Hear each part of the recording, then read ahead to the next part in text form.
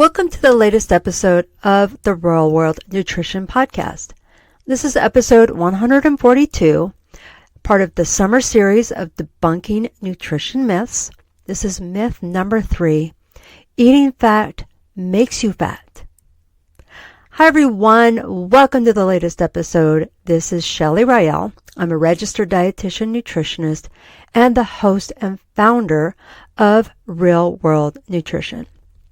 And as I said in the opening, this is a continuance of the special summer series where I'm addressing common nutrition myths. And all of these are independent episodes, so you don't have to be following these in order. I'm just numbering them more for my own sanity to help keep things straight. But just wanted to make sure that was clear, that if you listen to one, you don't have to listen to all of them. All right, so let me dive into today's myth about eating fat makes you fat, or even more specifically, that eating fat makes you have more body fat. All right, so there is widespread belief that all types of dietary fat leads to weight gain.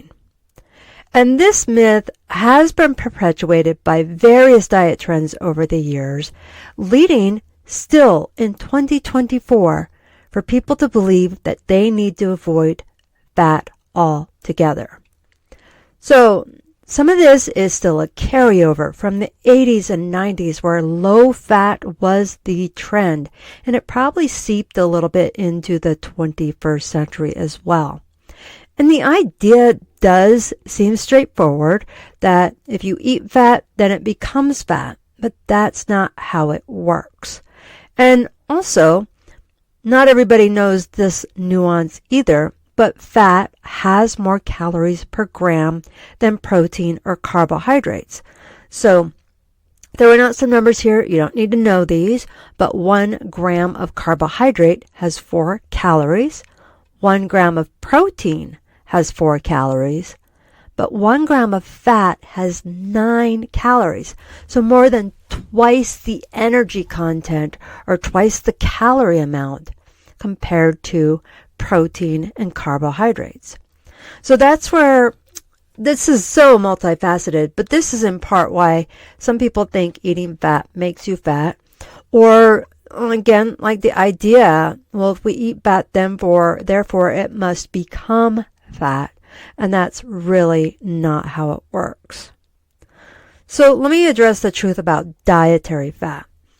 Now, depending on how old you are or what you may have been taught growing up, we used to think, it used to be thought, that all fat was the same in food. All the types of fat in food was the same. So something like nuts and peanut butter and avocados were just as bad as the skin of chicken or bacon fat or the fat found on a marbled steak. Now, we do know that's not how it works anymore. But let me tell you first, why is fat so important in the diet? Because when people were eating very low-fat diets, there were a lot of nutrient deficiencies that would occur. And I would see this when I was in grad school reviewing people's diet analysis. If they were eating low fat, they were missing out on some nutrients. So as I said earlier, not all fats are created equal, and healthy fats are crucial for many bodily functions. So fat plays an essential role in brain health. It is important for hormone production. So when there's a very low fat content, very low calorie content in the diet, and body fat becomes very low, this can really affect the production of several types of hormones. And so the key lies in the types of fat that are consumed and the amounts of fat that are consumed.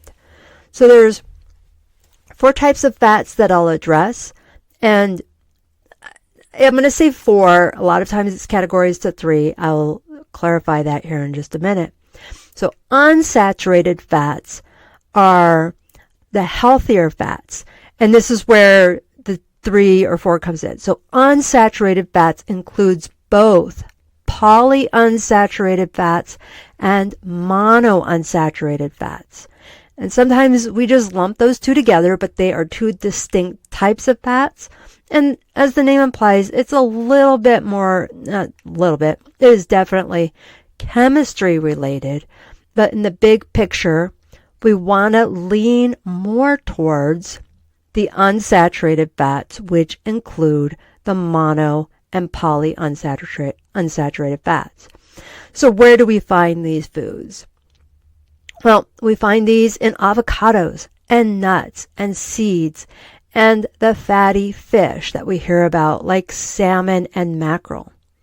And these types of fats offer numerous health benefits, and it can help maintain a healthy weight. Now, when I'm talking about these types of fats, I am talking about them coming from foods and using them sparingly when we use them as oils. So these are oils, or these types of fats will be liquid at room temperature. So if you have avocado oil or a peanut oil or something like that, like an olive oil, those will be liquid at room temperature. And those tend to be the healthier fats. Now, on the other hand, we have trans fats and we have saturated fats. And too many of these can lead to health problems. So trans fats, more specifically the artificial, lab-created, man-made trans fats, which were created in part to help make foods last longer and be more shelf stable. So these they did have benefits to reducing food waste and food spoilage. Unfortunately, it was later discovered that trans fats are not good for us and are potentially harmful to our health. And that's in, again, the man-made trans fats. This is not something that just randomly happens to your food. I've heard people mistakenly say your fat will become trans fats when really they mean a fat will go rancid. So if you've ever had any type of oil that has been around for several years or several months, depending on the type of the fat, it gets this really off smell to it, and that has become rancid. It's not good. Most people won't consume it just because it doesn't taste good at all, and you can tell something's off. But it didn't become trans fat, so that's a myth within a myth. Now, trans fats are listed on your nutrition facts labels, and most often you will see it is listed as 0. And then there's the other fat. So this is the 3rd or 4th category. So I said the unsaturated fats was one category, trans fats and saturated fats. But within the unsaturated fats, there was 2 there. So saturated fats, these are naturally found in foods. And these are solid at room temperature, or it's found in foods like meat. It's found the kind that you will find in bacon, for example. It's also the kind that is found in butter and coconut oil. And this is not the best thing for us. So a little bit of saturated fat is okay, but we really do not want to have this to be the mainstay or the primary type of fat in our diet. But it's okay to have it a little bit. So it's pretty much going to be impossible to avoid that kind of fat altogether, even if you're a vegetarian or vegan, because you can find them in some of your plant-based foods. So let me clarify something here. I mentioned the unsaturated fats, so the mono and the polys, as well as the saturated fats. Now, as much as we like to talk like, oh, avocado is monounsaturated fat, and nuts and seeds are the unsaturated fats, really most foods that have fat in them are going to be a mix of all of those types. What we tend to be referring to is the predominant fat in that food. So if I say fish is really good, salmon is really good because it's high in unsaturated fats, polyunsaturated fats, or the omega-3s, that is accurate And some of that fat is also a little bit of saturated, a little bit of monounsaturated, but the primary one is that polyunsaturated omega-3s. Okay, so let me talk a little bit about some of the evidence here. So studies have shown that those unsaturated fats, especially the ones found in the foods that I've mentioned, like the avocados, nuts, seeds, and fish, and even things like peanut butter, can help reduce inflammation. It really is beneficial to our heart health and can help in weight management. Now, the other thing is the satiety level of fats. So fats can help you feel full longer, and it can reduce the likelihood of overeating. So if we focus on the healthier fats in that case, that's why I love to promote nuts and seeds and even avocados, which is a nice mix of that healthy fat, primarily healthy fat, and also some protein and fiber in those. So the other big thing here, when I was mentioning some of those nutrient deficiencies near the beginning, is that fat plays a critical role in the absorption of fat-soluble vitamins. So the fat-soluble vitamins, vitamins A, D, E, and K, need fat to be properly absorbed. And this is vital for overall health. So now, just because I'm talking about A, D, E, and K, you don't necessarily need to have a food with fat in that very moment. Because vitamin K, for example, is often found in leafy green vegetables, and you're not going to have fat. But other fats that will come in the diet at other points will be helpful in that absorption of that. So avoiding fats entirely can lead to deficiencies and other health issues. And then, as I mentioned, trans fats. Where do people tend to find these?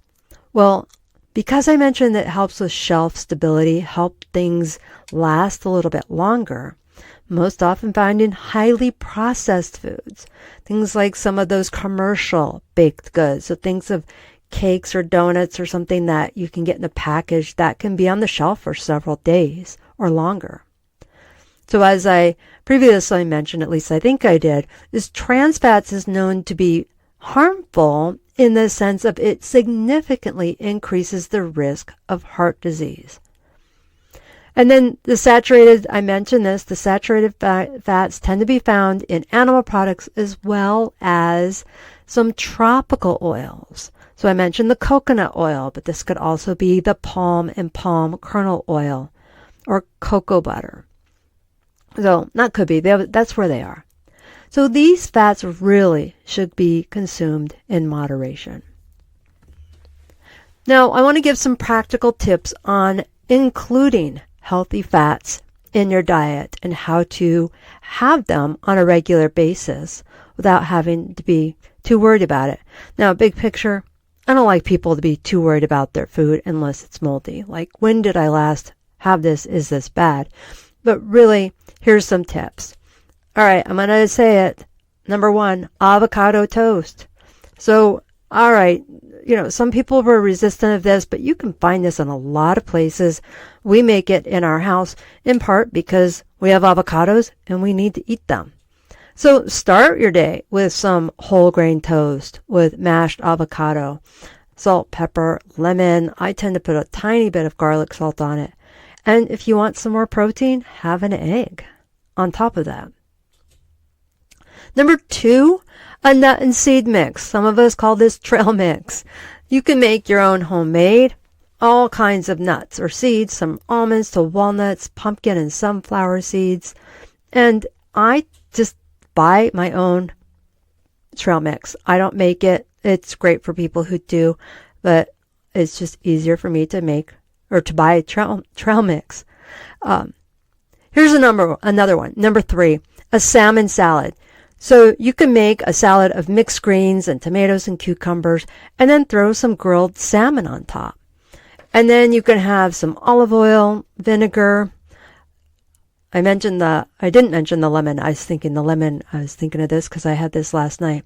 Some lemon on top of that. So especially in the summer, you can have that salmon on top of a salad and have a pretty balanced meal and loads of healthy fat. Number 4, people still laugh at this one, they don't think of this one, is chia seeds. So if you have a smoothie, add some chia seeds. You can have your frozen berries and a banana and your soy milk or whatever type of milk you prefer, and add some chia seeds. And these are indeed rich in omega-3 fats, rich in fiber, and rich in protein. And if you've ever worked with chia seeds at all, worked with it or had it, you know if they sit for a little bit in a liquid, they get real thick. And so that smoothie can last you all day, fill you up all day. Or at least for me, it's about 5 or 6 hours. And then this is another one that I like. This is number 5, Greek yogurt with flax seeds. So get some Greek yogurt, and you can get flavored, you can get plain, and you can add fruit and some ground flax seeds in it. And those flax seeds, it's important to grind them to get the omega-3s out of them, because those hulls are pretty strong, and they'll literally go straight through you and remain intact if you don't grind them up. So include some flax seeds. I just buy them pre-ground. I keep them in my fridge, and I keep in that package, I keep a tablespoon, a literal tablespoon in there. So that way I just scoop out that 1 tablespoon each time I want it. So there's some examples of incorporating healthy fats. I also just encourage people, of course, you could still cook or saute with oil, but be cautious. I joke that if I start watching too many cooking shows, I'll start thinking I'm on television and throwing all kinds of oil into the pan, when really I only need a half tablespoon, maybe a tablespoon. So once in a while I do go back and measure, and gives me a better view of what a half tablespoon or a tablespoon of that oil looks like in the pan. All right, so that is this week's myth. The myth that eating fat makes you fat. That is indeed a myth. Really, excess calories without also doing regular exercise is what's going to be the biggest contributor of excess fat in the body. There's many things that go into that, but healthy fats that I just talked about are an essential part of a balanced diet, including helping with our brain health, hormone production, and our overall health and wellness. So it's really important to focus on the type of the fat that you're having.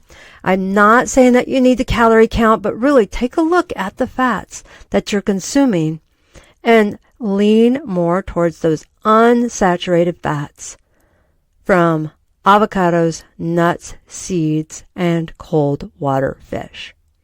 All right, everyone, that is this week's episode of the Real World Nutrition Podcast. Join me next Friday with the next episode that will drop on the latest nutrition myth that I will be talking about. All right, until next time, take care and bye for now.